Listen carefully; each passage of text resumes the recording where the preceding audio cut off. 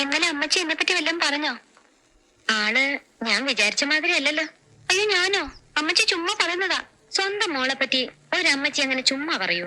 അങ്ങനെ മുഴുവനും ചുമ്മാതല്ല, പക്ഷെ കൂടുതലും ചുമ്മാതാ. Love affair ഇല്ലാത്തതാണോ? ഏതോ ഒരു മുസ്ലിം ബോയായിട്ട്? ആ അതാ ഞാൻ പറയാൻ വന്നേ. സത്യം കേൾക്കണോ? അഷ്റഫിനെ ഞാൻ കാണുന്നത്, അഷ്റഫ് എന്ന പുള്ളിക്കാരന്റെ പേര്. ഞാൻ എന്നും ടൈപ്പിന് പോകുന്ന വഴിക്ക് അഷ്റഫ് അവിടെ കണ്ട് നിൽക്കാറുണ്ടായിരുന്നു പോലും. ഞാനാണെങ്കിൽ വീട്ടിൽ നിന്ന് ഇറങ്ങിയാ പിന്നെ ഇടത്തോട്ടും വലത്തോട്ടും നോക്കുന്ന പ്രശ്നമേ ഇല്ല.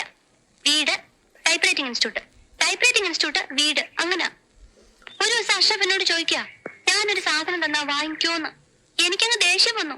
എന്നാൽ എന്താ സാധനം എന്ന് നമ്മളൊന്ന് അറിഞ്ഞിരിക്കണമല്ലോ. അത് ആ നോക്കുമ്പോ എന്താ ഒരു കത്ത്. കരണക്കുറ്റി നോക്കി ഒന്ന് പൊട്ടിക്കാൻ ആദ്യം എനിക്ക് തോന്നിയത്. പിന്നെ ഞാൻ ആലോചിച്ചു, അത് വേണ്ട. കത്തിൽ എന്താ എഴുതിയിരിക്കുന്നത് നമുക്കറിയണ്ടേ. പിന്നീട് ആ മനുഷ്യൻ കത്തോട് കത്താണ്. ഒരിക്കലും വാങ്ങിച്ചു പോയില്ലേ, പിന്നെങ്ങനെ വേണ്ടെന്ന് പറയുന്നേ. എന്റെ അയാളുടെയും വീട്ടുകാരെ ഓർത്ത് എല്ലാം ഞാനങ്ങ് ക്ഷമിച്ചു. ഒരു ദിവസം അഷ്റഫ് എന്നോട് പറയാ, ഒരുപാട് സ്വകാര്യം പറയാനുണ്ട്, സ്കൂൾ ഷെഡിന്റെ പുറകിലോട്ട് വരാവോന്ന്. അതാ കുഴപ്പമായ. ഞങ്ങൾ അവിടെ സംസാരിച്ചോണ്ട് നിൽക്കുന്നത് ആരാണ്ടൊക്കെയോ കണ്ടുപോലും. അഷ്റഫ് മുസ്ലിമും ഞാൻ ക്രിസ്ത്യാനിയാണല്ലോ. അതിനുശേഷം ഈ രണ്ട് സമുദായക്കാരും തമ്മിൽ ഇല്ലാത്ത പുകിലൊന്നുമില്ല.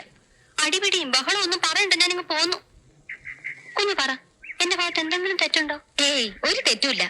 അപ്പൊ ക്ലാര കാരണം നാട്ടിലൊരു സാമുദായിക യുദ്ധം നടക്കുകയാണിപ്പോ, അല്ലേ? അത് അവരുടെ ബുദ്ധിമോശം, അല്ലാതെ എന്താ പറയാനാ?